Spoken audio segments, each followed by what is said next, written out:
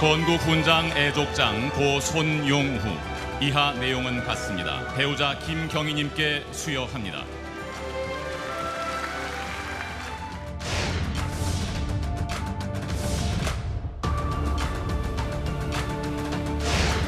(48년에는) 난파되어 지하 공작을 했다 그러고 6.25 당시에는 북한의 중앙정치국과 접선해서 활동을 했다. 그 자료의 신빙성도 저희들이 답보할 수 없기 때문에 인정을 안 했던 겁니다. 아,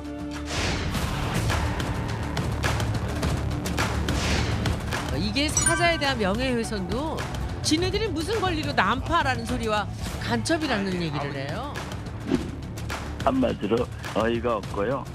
아니면 말고 이런 식의 그 흠집내기를 위한 그런 주장을 이렇게 공공연히 하는 게 좀. 예, 국가보훈부가 친북 논란이 있는 유공자의 국적을 다시 검증해서 이게 만약 가짜로 판단이 되면 서훈을 박탈하기로 했습니다. 그런데 그 대상에 손혜원 전 의원의 부친이 포함된 걸로 전해지고 있습니다.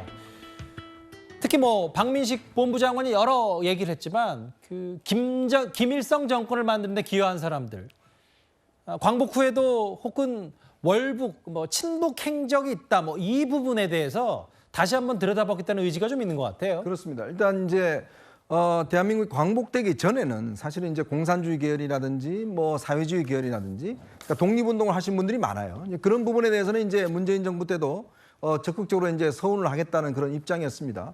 근데 문제는 뭐냐면 대한민국이 성립되는 과정 그 다음에도 실제로 북한과의 어떤 연계되고 이런 것에 대해서는 문제가 있는 건데, 문제는 이제 손혜원 전 의원의 부친 같은 경우는 그동안 6차례에 걸쳐서 이제 보훈처에다 요청을 했지만 다 안 됐습니다. 그러다가 문재인 정부 때 이게 7번째, 그것도 전화로 신청해서 이 유공자가 됐거든요. 유공자 된다는 건 대단히 영광인데다가 또 매달 한 100만 원 이상씩 이제 유공자금이 나옵니다.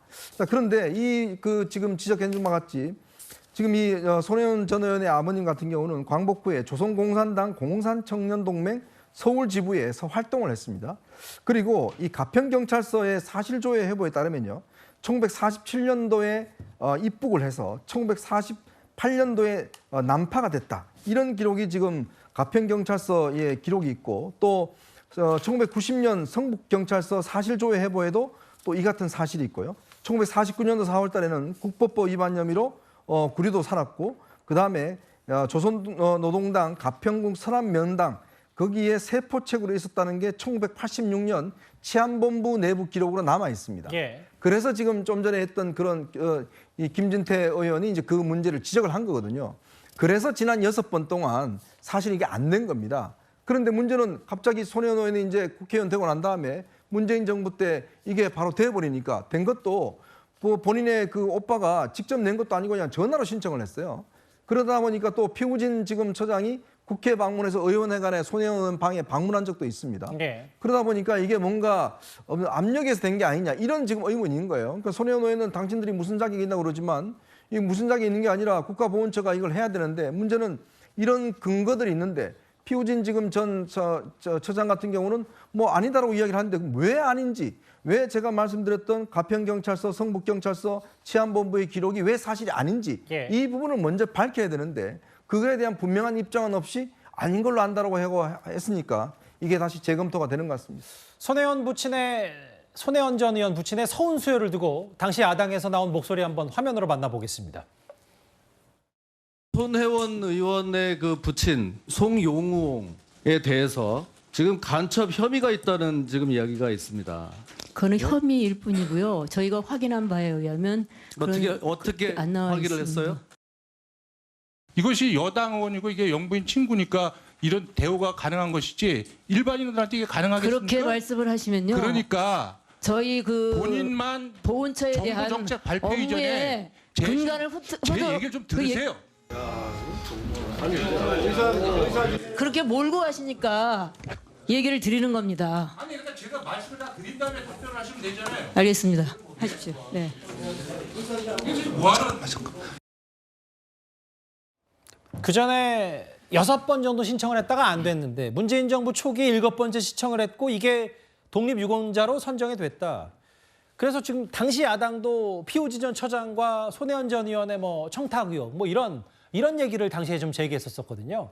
네, 그 당시 좀 기억을 좀 되살려 보면은 사실은 이런 서훈 결정에 대한 논란이 있었는데 그게 약간 뭐 그 뒷 부분은 좀 생각이 나지는 않습니다. 저는 근데 이 국면에서 좀 필요한 것이 뭐냐면은 예. 이 결정은 그냥 행정적인 조치로서 서훈 결정이 잘못됐다고 하면은 다시 그냥 바로 잡으면 될 문제거든요. 근데 저는 이러한 그 내용들을 박민식 보훈부 장관이 자신의 개인 SNS에 올려가지고 정쟁화하는 거 이게 굉장히 문제라고 생각합니다. 예. 박민식 보훈부 장관은 그 인사청문회 때 총선 출마할 거냐 6번 질문했는데 거기에 대해서 대답을 하지 않았거든요. 그러니까 결국에는 그 총선 관련된 그 아까 이현정 위원님께서도 말씀하셨는데 총선이 다가오니까 정치인들의 발언이 자기 존재감 그 높이기 위해서 발언들이 점점 세지고 있다. 이런 측면에서 좀 해석할 수 있을 것 같습니다.